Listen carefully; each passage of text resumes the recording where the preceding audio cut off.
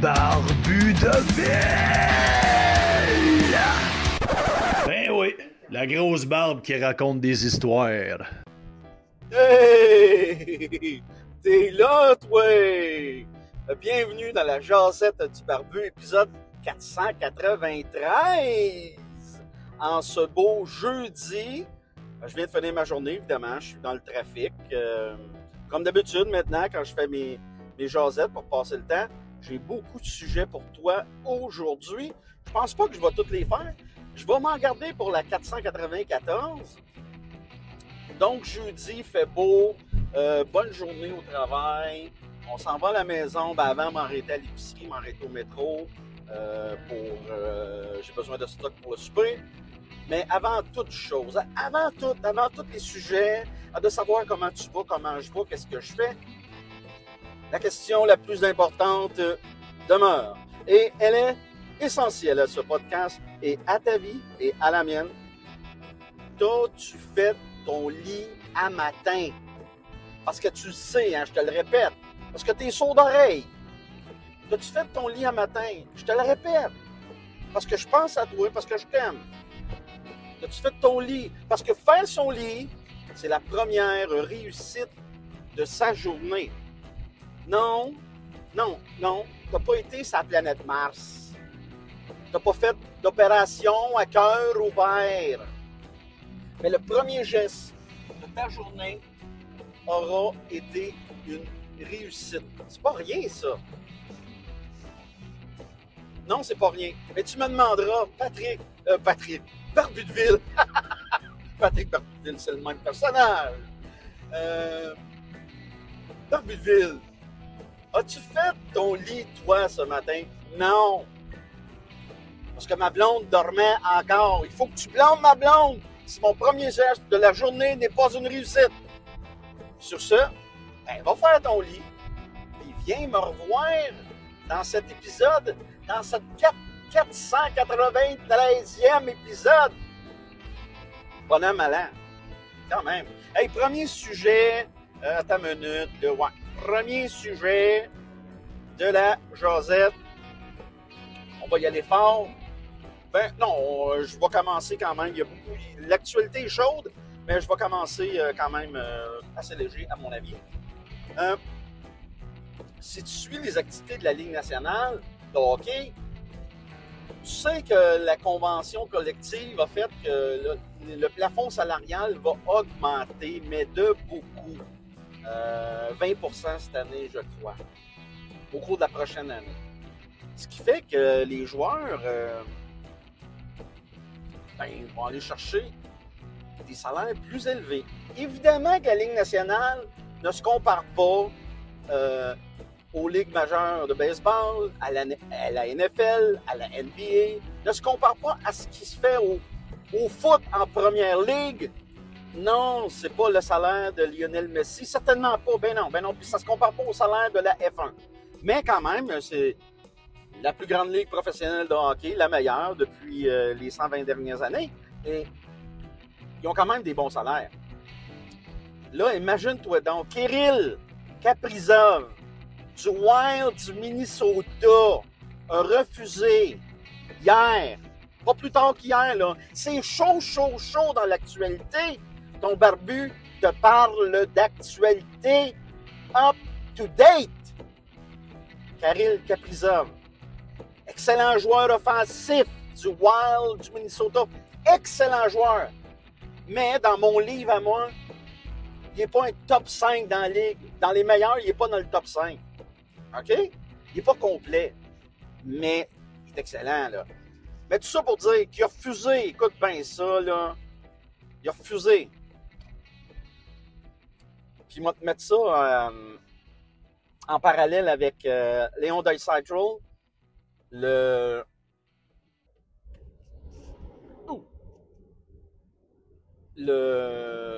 joueur allemand, des joueurs vedettes allemands des Oilers d'Edmonton from Germany. Bon, on va te mettre ça en parallèle.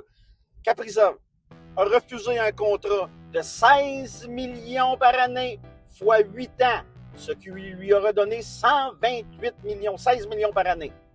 Faut que je te rappelle, le joueur le mieux payé dans la Ligue nationale de hockey, présentement, c'est Léon Draisaitl des Oilers d'Edmonton, qui fait 13 millions par année. T'imagines-tu? Donc, quand on regarde ça, je me dis que ça va basculer puis ça va devenir de la folie. Moi, là, je te donne un exemple. Le meilleur joueur de la Ligue, Connor McDavid, des Oilers d'Edmonton aussi. Que lui, là, ontarien, de son état, que McDavid exige 16 millions ou 20 millions par année, j'ai aucun problème avec ça. C'est le meilleur de la Ligue.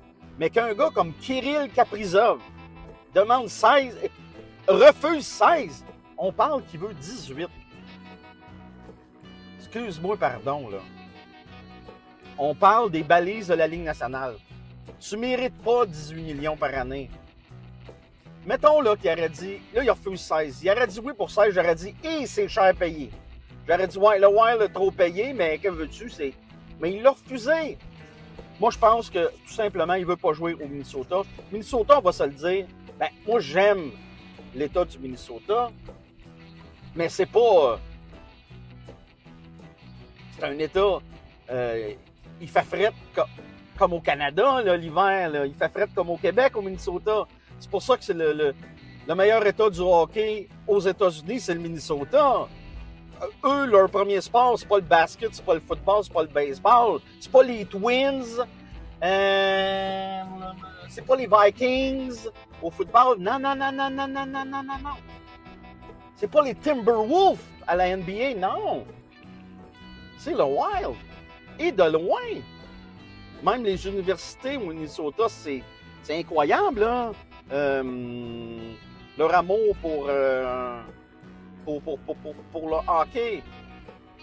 Mais, on va se le dire, c'est pas un coin sexy, là. C'est comme aller habiter à Edmonton ou Calgary. Ou quand tu as l'option d'aller à Anaheim, San Jose, New York. Quand tu as l'option d'aller en Floride, Tampa Bay, le Lightning de Tampa Bay. La Floride, je veux dire, c'est plus sexy. Même aller Boston, Chicago, c'est des belles villes. Mais la vie, elle doit être plus facile à Anaheim.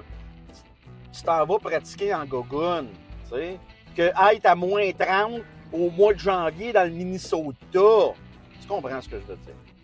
Bref, moi, je pense que Kirill Kaprizov, il a dit non, simplement pour signifier à l'équipe que échangez-moi. Mais sais-tu quoi? Moi, si je serais le Minnesota, si j'étais, pas si je serais, hein?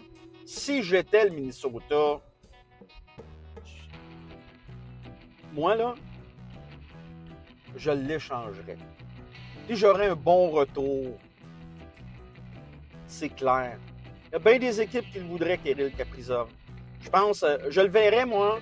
Il est flashy, un peu comme Artemi Panarin, la vedette russe des Rangers de New York. Je le verrais bien, moi, Kirill Kaprizov, aller jouer au Madison Square Garden sur Broadway. Ça serait un fit parfait. Des grosses villes de même, là. Je pense que ça serait bon pour lui, puis ça serait bon pour le Minnesota qui pourrait aller chercher un Alexis Laferrière, et etc. Là, il pourrait banquer des bons joueurs de hockey. Parce que les Rangers ont des bons jeunes. Ils pourraient banquer pas mal le Minnesota, puis ça serait payant pour eux. Là. Aller chercher des gars qui ont le goût qui ont pas... Kirill Kaprizov, c'est le genre de gars qui veut se faire voir, qui a besoin de notoriété, de gloire, un wannabe, you know? Puis j'ai rien contre ça, mais va chercher des purs et durs vrais joueurs de hockey qui vont apprécier de jouer dans le froid, qui vont apprécier le Minnesota. Ceci étant dit, s'il va chercher 18 millions, je vais dire comme le gars, sais-tu quoi? Tant mieux pour lui. Je vais être bien content pour lui. Moi, je suis pas jaloux. Je suis pas ce genre-là. Je fais juste regarder c'est quoi les balises à la Ligue nationale, puis je trouve que c'est ce qu'ils demandent, c'est complètement ridicule. Voilà. Deuxième sujet, on continue dans le hockey. Décès cette semaine, il fallait que je t'en parle. Décès cette semaine d'un grand gardien de but, mais au-delà de ça, d'un grand homme, l'ancien numéro 29 du Canadien de Montréal, légende, Hall of Fame. Son numéro est retiré dans les hauteurs du Centre Bell. Ancien numéro 29, Ken Dryden, qui, on va le rappeler, après 7 ans avec le Canadien, 6 Coupes Stanley et 5 trophées Vézina, ben lui, il a décidé de prendre sa retraite parce qu'il avait fait le tour au hockey. Il est devenu avocat. Il a fini son barreau. Il est devenu avocat. Puis plus tard dans sa vie, ben, il a fait de la politique. Il a bien fait. Il est devenu député. Une vie très bien remplie. Un homme, un gentleman comme l'était Jean Béliveau, comme l'était Joe DiMaggio. Ken Dryden a réussi sa vie. Il a pleinement vécu sa vie. Mais toujours dans le respect des autres. J'ai beaucoup d'admiration. Oui, pour le joueur. J'ai 51 ans. Il a pris sa retraite, je crois, en 79. J'avais 6 ans quand il a pris sa retraite. Je ne l'ai pas vu jouer. Fait que si donc moi je ne l'ai pas vu jouer à 51, t'imagines-tu combien de personnes combien de partisans ne l'ont pas vu jouer? On regarde des statistiques, on va sur HockeyDB. J'ai vu des images. Qui ne se rappelle pas de l'image qui a frappé l'imaginaire, l'image de Ken Dryden à côté, le menton sur son bâton, pendant que l'équipe est dans la zone adverse. Son masque aussi. Il y a bien des peintres qui ont fait de belles peintures sur Ken Dryden. Ken Dryden, il était plus grand que nature. Même si c'était un homme humble, il était plus grand que nature. Donc, ce que j'aurais le goût de dire, c'est repos bien mérité, mon Ken. Tu vas rester dans la mémoire des partisans du Canadien de Montréal à l'infini pour l'éternité. Parce que même si les années vont passer, ben les plus jeunes ne se rappelleront pas de toi, c'est sûr. Mais quand ils vont regarder dans les hauteurs du Centre Bell, ils vont voir ton numéro 29. Repose en paix, mon Ken. Autre sujet, tu vois, je suis en feu aujourd'hui. Ça va être le dernier pour aujourd'hui, là, parce que les autres, on va les garder pour la 494e. Dernier sujet chaud, sujet sérieux. Ça va toucher la liberté d'expression. Je te parle évidemment de la mort, du meurtre de Charlie Kirk. Charlie Kirk est attaché à Donald Trump. Mais sais-tu quoi? Moi, je n'étais pas d'accord avec les opinions émises par Charlie Kirk. Pas d'accord du tout. Pas pantoute. Je suis beaucoup à l'opposé de ses opinions. Mais sais-tu quoi? Il y a une chose qu'on appelle au Canada, aux États-Unis et dans plusieurs pays, pas tous les pays, mais dans plusieurs pays, on appelle ça la liberté d'expression. Et pour moi, il n'y a rien de plus important. On n'est pas en Russie, on n'est pas en République de Chine, on est aux États-Unis. Fait que ça a l'air que maintenant, tu peux, même si, ça a l'air maintenant que quand on n'est pas d'accord avec ton opinion, ben ça se peut que tu te fasses tirer dessus. Que tu manges une balle dans le trachée, dans la gorge, devant tes enfants, puis que tu meurs sur place, sur un campus universitaire. Ça se peut que ça arrive maintenant. Hein? C'est déjà arrivé à l'époque. On est en 2025, mais ça a l'air qu'il y a bien des choses qui changent. Il y a eu des évolutions à travers le temps, maintes et maintes évolutions, mais ça a l'air que ça n'a pas changé, ça. Ça n'a pas changé. Comme je te dis, J'étais de loin. J'étais toujours en désaccord avec les opinions de Charlie Kirk. Mais un homme ne mérite pas de mourir pour ses opinions. On peut débattre, par exemple. On peut même s'insulter. Dans le domaine du possible, dans le domaine du respectable. On peut lever le ton. Mais est-ce qu'un homme mérite de mourir parce qu'il a donné son opinion? Et tous ceux qui vont dire ces réseaux sociaux, parce qu'il y en a des caves, là. Si tu te demandes s'il y a encore des imbéciles, va sur les réseaux sociaux. Puis là, tu vas découvrir qu'une chance que le ridicule ne tue pas. Parce qu'il y en a bien qui seraient morts sur place à la seconde que je te parle. Bref, va sur les réseaux sociaux au cours des 2 ou 3 prochains jours. Va sur les Twitter de ce monde, c'est Facebook. Va sur TikTok, ou choisis ton réseau social préféré. Et je te le dis.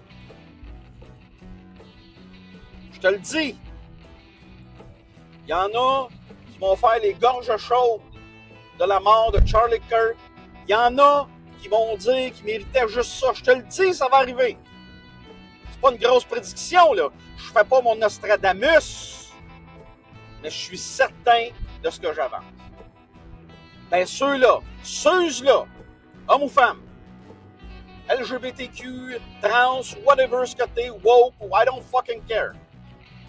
Si ton opinion, c'est de dire que Charlie Kirk méritait la mort, ben t'es tout aussi pire que celui qui a pesé sa gâchette.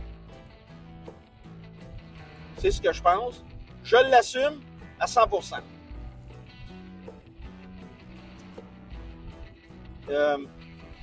J'en ai même parlé avec mon fils de 15 ans qui était outré de ça, puis que mon fils qui suit l'actualité, j'aime bien ça, tu sais, qui un jour veut être professeur d'histoire à l'université. J'y souhaite. Il adore l'histoire, il adore la politique québécoise, fédérale, mondiale. Il s'intéresse beaucoup à la politique, en France. Mon fils est un érudit de la politique et de l'histoire. On a parlé de Charlie Kirk, justement, puis il m'a tenu au courant de choses que je ne savais pas. Mais super intéressant. D'ailleurs, je voulais faire un shout-out à mon fils qui travaille très fort à l'école. Bravo, mon garçon. Puis il a sa petite job aussi, qui est plongeur. Puis il était ému et attristé de la mort de Charlie Kirk, comme moi. Fâché aussi. Ouais, ému, mais fâché aussi. Choquant. On pense que en 2025, hey, c'est l'évolution, le AI, on est rendu ailleurs, hein? Non, pas tant que ça. Tant qu'il y aura des hommes, il y aura de l'hommerie. Ouais. Puis rappelle-toi d'une chose, à chaque fois que je vois des gestes de la sorte, je me dis tant qu'il y aura des hommes, il y aura de l'hommerie. Puis je me dis aussi que rappelle-toi que dans l'arbre généalogique de l'homme, qu'on descend du singe, entre les deux, il y a eu le chaînon manquant. On ne le sait pas encore. C'est à quoi cette chaîne-là entre les deux? À des fois, je pense que l'homme puis le chaînon manquant, c'est la même affaire. Tu sais? Bref, si t'as une opinion là-dessus, écris-moi sur Patreon. First and foremost, je vais te répondre tout de suite. T'es un Patreon. Tu mérites ça. Sinon, écris-moi sur la page Facebook de Barbu de Ville pour me donner ton opinion. Ça m'intéresse. Peu importe c'est quoi ton opinion, on va en jaser. Sur ça, ben, c'était ton épisode, ta 492e épisode. 20 minutes, bien serré, bien tight. J'ai encore d'autres sujets, mais regardez ça pour la 493. Sur ça, ben, je te souhaite une bonne fin de journée ou un bon début de journée, ça dépend quand tu l'écoutes. Puis, ben, nous autres, on se rejoint au Rac-à-Bessic, au Porte-Vélo, pour la 493e. Ciao! Être abonné à mon Patreon, c'est supporter un créateur. Patreon.com/Barbudeville, tout simplement, pour me trouver. Qu'est-ce que tu obtiens avec mon Patreon? Ben, c'est facile. Tu as tous les chapitres de mon 2e livre en avance. À chaque fois que j'ai fini un chapitre, je te mets ça sur Patreon en exclusivité. Tu as toute la bibliothèque de mes épisodes de podcast, du premier jusqu'au dernier que j'ai fait. Ça aussi, c'est exclusif au Patreon. Parce que oui, je vais l'envoyer sur Spotify, je vais l'envoyer sur Google Podcast, puis iTunes, puis SoundCloud, mais un épisode à la fois maintenant. Puis une fois qu'on passe à la prochaine épisode, je remets ça seulement disponible au Patreon. Fait que tu as tous les épisodes quand tu veux. Puis ça, là, c'est à partir de seulement 3$ par mois quand tu es une recrue. Puis regarde, encore plus beau que ça, si tu t'abonnes à l'année, moi, je te donne automatiquement un rabais de 10% sur ton abonnement. Tu n'as rien à faire, ça se fait automatique. Sinon, tu as d'autres niveaux. Tu as le niveau voyou qui est à 7$, tu as le niveau capot qui est à 13$, puis le niveau parrain qui, lui, est à 20$ par mois. M'oublie pas, hein, tu t'abonnes à 3$, c'est moins cher qu'un café. Et en plus, je te donne 10% si tu t'abonnes à l'année. Fait que fais le calcul là. 12 x 3, 36 moins 10% pour un an du Barbudeville. C'est rien. C'est absolument rien. C'est un deal. Fait que, arrête d'hésiter. Abonne-toi. Encourage, supporte un créateur. Pour moi, là, à la fin de la journée, ça fait toute la différence. Fait qu'on se rejoint au Rack à Bicycle, puis oublie pas de faire ton lit.